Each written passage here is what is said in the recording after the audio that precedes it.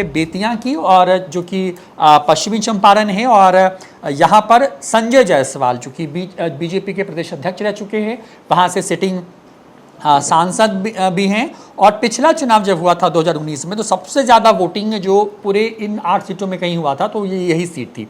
मदन मोहन तिवारी कांग्रेस के चुनावी मैदान में यहाँ पर हैं, और अगर बात करें संजय जायसवाल और मदन मोहन तिवारी, तो जो पश्चिमी चंपारण है वहाँ पे क्या लग रहा है?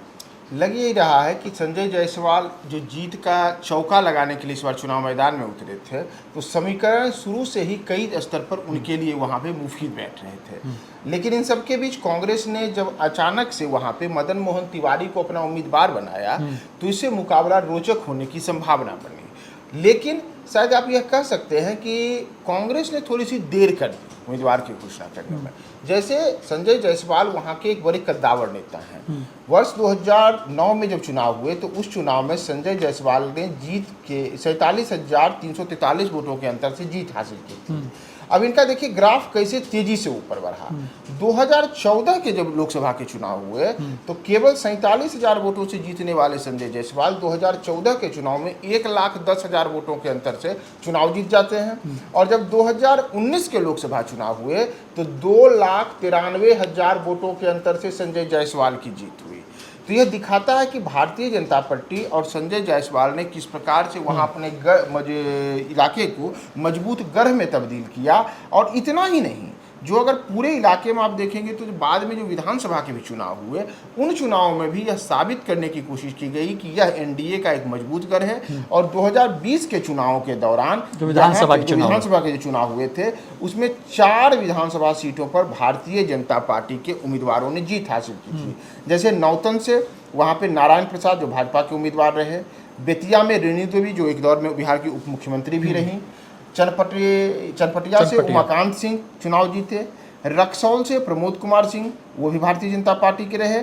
और इन तमाम चीज़ों के बीच जो वहाँ पे अलग अलग, जैसे नरकटिया एक है, तो वहाँ से डॉक्टर शमी मोहम्मद हैं, वो राष्ट्रीय जनता दल के रहे। और इंजीनियर शशिभूषण सिंह हैं, जो कि सुगौली से विधायक हैं। तो ये आंकड़े बताते हैं कि कैसे वो पूरा इलाका एनडीए का एक मजबूत गढ़ रहा है। और यहाँ रोहित, एक बात यह भी ध्यान देने की चीज़ है कि अगले वर्ष विधानसभा के बिहार में चुनाव है, और ये जो इलाका है, उस इलाके में एक आम चर्चा यह भी थी कि भारतीय जनता पार्टी उन लोगों को अगले विधानसभा चुनाव में जरूर टिकट देगी जिनके क्षेत्र से संजय जायसवाल या हमारे जो भी अन्य उम्मीदवार हैं वो बढ़त हासिल करते हैं। तो स्थानीय विधायकों के लिए भी एक अग्नि परीक्षा थी, एक टास्क था कि आप अपने इलाके में वोटिंग परसेंटेज बढ़ाइए और भाजपा को लीड दिलाइए। तो ऐसे में उसी को लीड दिलाने के लिए वहाँ पे काफ़ी प्रयास किए गए। तमाम जो वहाँ पे समीकरण रहे हैं, वो वहाँ पे संजय जायसवाल के लिए 2009 से ही मुफीद रहे हैं। इस बार थोड़ी सी एंटी इनकम्बेंसी रही है उनके लिए, और उस एंटी इनकम्बेंसी में उनको अलग अलग किस्म की चुनौतियों का भी सामना करना पड़ा है। लेकिन इन सब के बीच जो मदन मोहन तिवारी हैं, वो वहाँ पर ब्राह्मण जाति से आते हैं, तो एनडीए का एक जो परंपरागत कोर वोट बैंक माना जाता है सवर्णों का, उसमें एक बड़ी सेंधमारी मदन मोहन तिवारी करने में सफल रहे हैं। साथ ही साथ वहाँ पर जो चाहे अलग अलग मतदाता वर्गों की अगर हम बात करेंगे, तो जो अलग अलग समीकरण हैं, उसमें अगर आप देखेंगे तो मुस्लिम करीब 3 लाख से ज़्यादा मतदाता हैं। इनका एक बड़ा वोट इनकी ओर शिफ्ट होता हुआ दिख रहा है। वैश्यों में भी जो एक बड़ा वोट है वर्ग है, उसे ये अपनी ओर आकर्षित करने की कोशिश किए थे। लेकिन संजय जायसवाल खुद वैश्य समुदाय से आते हैं, तो ऐसे में वो उनके ओर शिफ्ट हुआ है और बड़े स्तर पर शिफ्ट हुआ है। इनके वो वोट बैंक की तादाद भी करीब करीब 2.25 लाख मानी जाती है। तो एक मुश्त माना जाता है कि यह वोट संजय जायसवाल की ओर गया हो। यादवों का जो करीब यहाँ पे 2.5 लाख वोट है, वह वोट इसमें अगर सेंधमारी करने में कुछ सफल हुए हो संजय जायसवाल तो ठीक है, नहीं तो उसमें एक बड़ा वोट बैंक जो है मदन मोहन तिवारी की ओर गया है।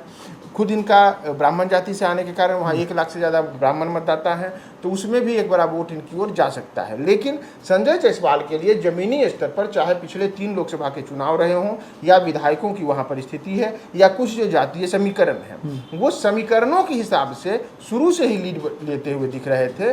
और अगर वह समीकरण अभी तक बरकरार रह पाया है, जैसा कि ज़मीन पर दिख भी रहा है, तो संजय जायसवाल को आप लीड दे सकते हैं। लेकिन इस बार चुनौती उन्हें बड़े स्तर पर मिली है मदन मोहन तिवारी से, और ये समीकरणों के हिसाब से है, क्योंकि जो तिवारी यानी कि ब्राह्मण समुदाय से आते हैं, तो ये परंपरागत एनडीए के कोर वोट बैंक में एक सेंधमारी के तौर पर दिखी जा रही है। तो देखिए, ये हमने बात कर ली और पश्चिमी चंपारण की, और यहाँ पर ये सीट भी जो है वो एनडीए के खाते में जाती हुई नजर आ रही है फिलहाल जो आज चुनाव हुए हैं और जो जब मतदाता ने अपने अधिकार का इस्तेमाल करके किस्मत बंद की है ईवीएम के अंदर में, उस हिसाब से हालांकि जो है लड़ाई जोरदार देने की कोशिश हुई, लेकिन मदन मोहन तिवारी इस बात पे पिछड़ गए क्योंकि उनके नाम का अनाउंसमेंट बहुत देरी से हुआ और कांग्रेस ने ये गलती बिहार की 5 सीटों पर की है। एक एक करके उन सीटों पर भी आएंगे।